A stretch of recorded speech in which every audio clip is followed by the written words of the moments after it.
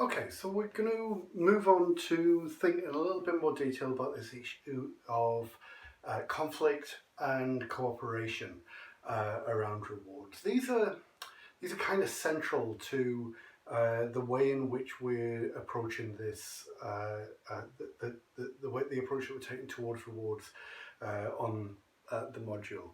That we're bringing together this idea that employee rewards are something that fundamentally, yes, there are inbuilt areas of conflict, but there are also the scope for generating cooperation and generating positive behaviours that are to the advantage of employing organisations as well. And I just want to try and put a little bit more meat on the bones with that. So we're going to start out by thinking about these issues of conflict and what that means and what kind of forms that they take. Because we've talked about how the basic economic interests may well be conflictual, but it's more than that. There's more involved in the conflicts over rewards, and they're not always straightforward and not always easy to read in advance. So just as an example of this, I've included in the folder a little article which was written by one of the people who was involved in the strike at McDonald's, the so-called McStrikers. And so what I'd like to do is just have a quick read of that article. It's all about the nature of the strike, what lies behind it, but also how the sense of unfairness, a sense of injustice, how that around rewards, how that manifests itself, about what features of the reward system and where that sits within a broader employment relationship, about how those features generate conflict. So if you can have a read of that article, and in a couple of minutes we'll just come back and talk about some of the areas that I think are significant in that from that person's point of view.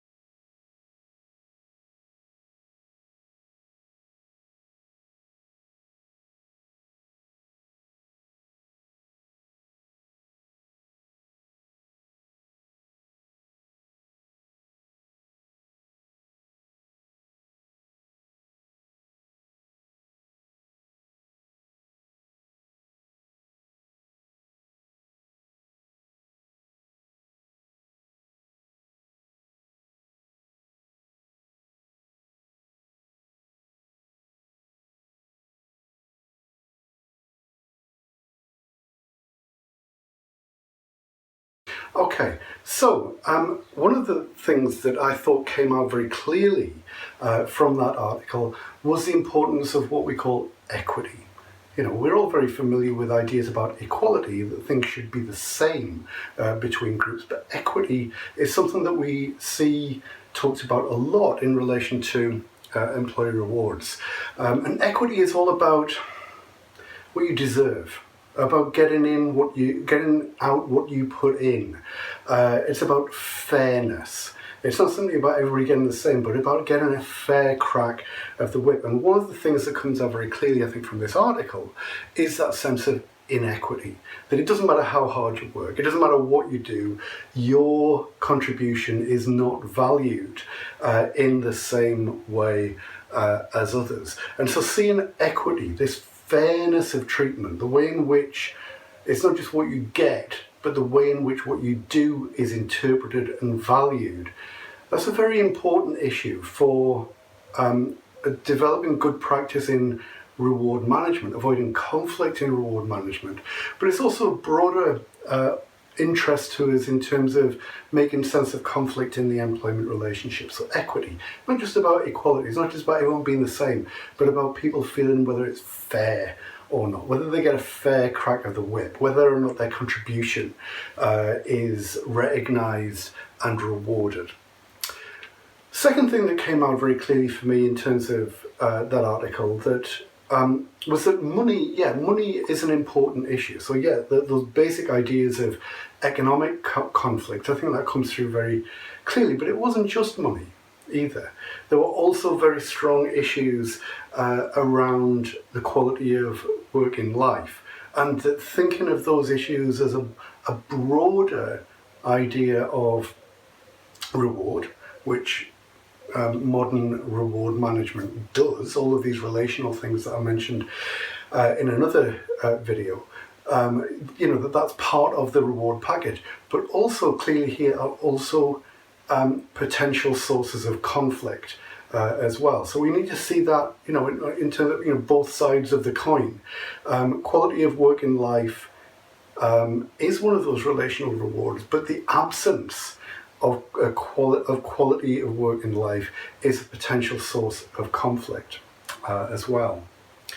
The third thing I think that came through for me for the article was about inequalities of power, and particularly the inequalities of power weren't just implicit. They didn't just come from nowhere. It wasn't just because the boss is the boss and the employee is the employee, but the way that they were bound up in patterns of work and work arrangements. So there was, the 0 hours arrangements was seen as something that explicitly built in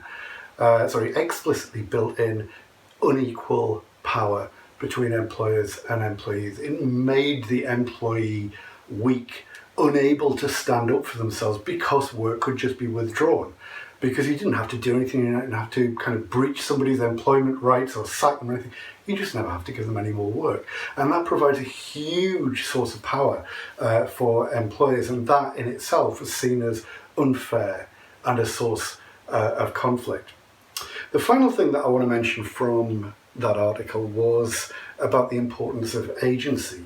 Clearly all of these issues have been rumbling under in McDonald's and in other places in the retail sector and in catering and all the rest of it for years and years and years. They're features of insecure modern work practices. The thing that makes the difference here is that those conflicts, which always existed, now have somewhere to be expressed. And so it raises the issue of agency, the importance of agency, that it's not just that I'm unhappy about something, but I've got a mechanism, a source of power with which to pursue my grievances, to pursue a solution to these problems. So the presence of a union, the presence of an institution that can fight for the interests of the workforce, in a sense, makes all the difference to the employment relationship and to the resolution of conflicts within the reward system. So I'm just going to leave it there in terms of how we think about conflict. But what I want to see is that this is a multi-dimensional thing. This isn't just something that is about, oh, well, they get paid more than me, so therefore I'm not very happy, or I would like more because, my bills have gone up. It's not as simple as that. The conflicts over reward are multidimensional, and they take on all kinds of complex features, and we need to be aware of those when we're thinking about how we design rewards and the scope for conflict to appear within them. Okay, so moving on to the potential for cooperation within rewards. Much of the issues around how we make sense of the scope for cooperation in and around rewards are all about how does human motivation work. The end game for this is about the development of positive behaviours, positive outcomes.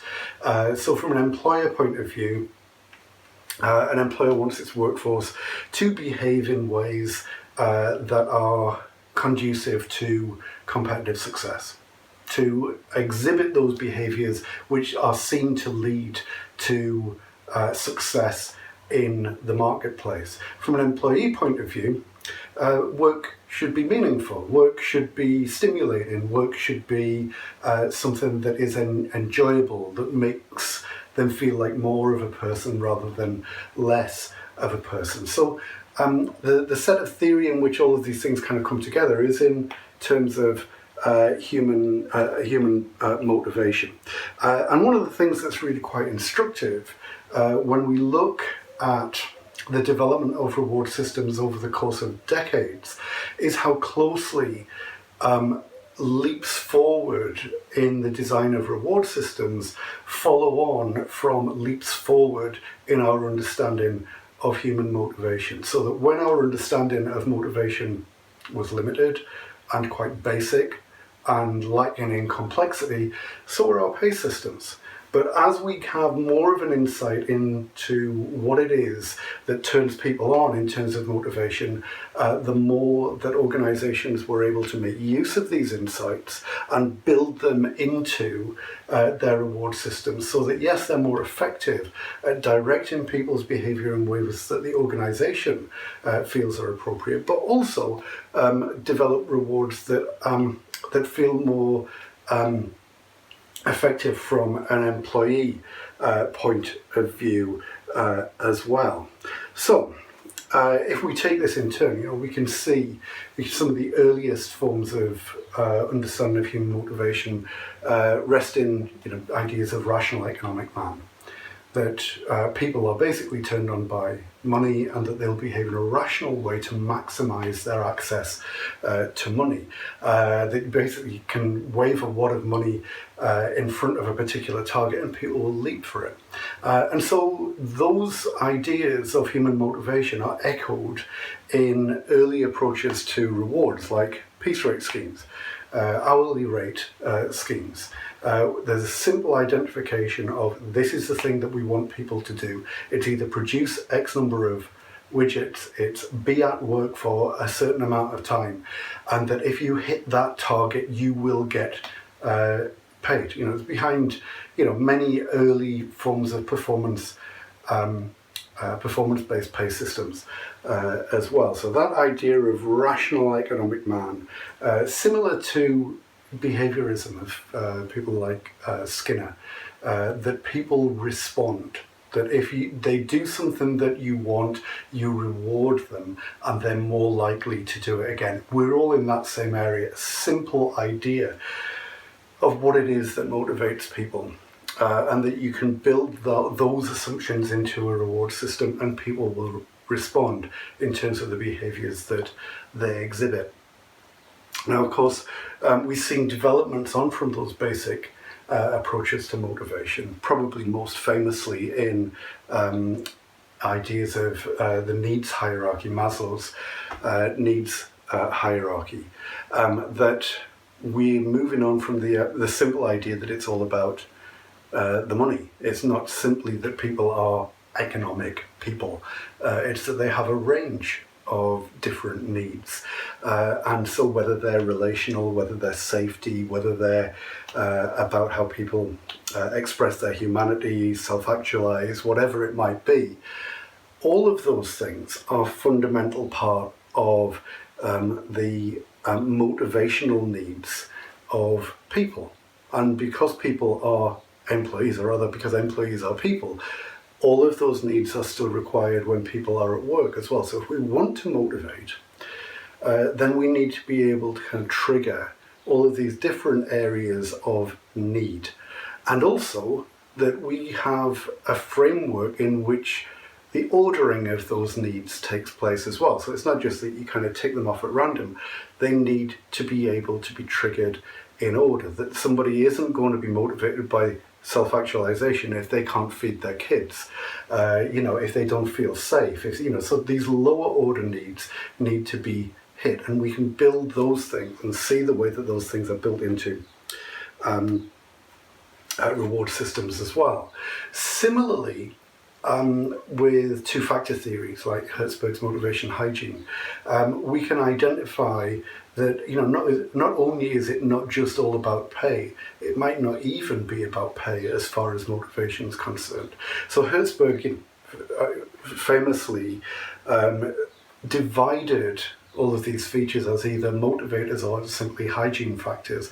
The hygiene factors were the sort of like the risk factors.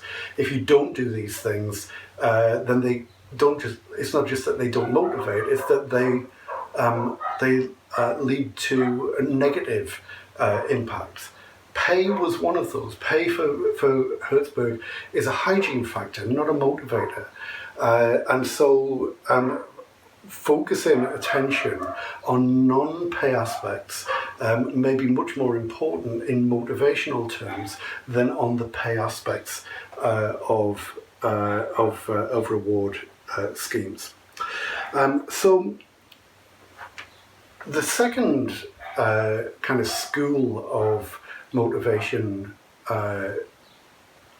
theories focuses less on the content, not on the things that motivate people, but on the process. And these are some of the areas that have had most significance for rewards and our understanding of how rewards and motivation line up with each other. One of the most significant aspects in terms of this is about equity. So we talked about equity in the McStrikers report. And equity theory by John Adams plays a huge role in influencing the way that reward systems work. So equity theory, as you'll remember, is all about this comparison between inputs and outputs. What do I do? What do I get? And critically, that we don't just think about what do we do and what do we get, we compare. We compare what we do and get with what others do and get, and we compare the ratio. If the ratio is out of line, so if we seem to be doing the same as somebody else but getting less for it, we're demotivated. If we're doing more and getting the same, we're demotivated. This is all about the ratio and the comparison. So this is important because it's not just about seeing someone's relationship with their organisation as a kind of private one. People compare. We compare all of the time.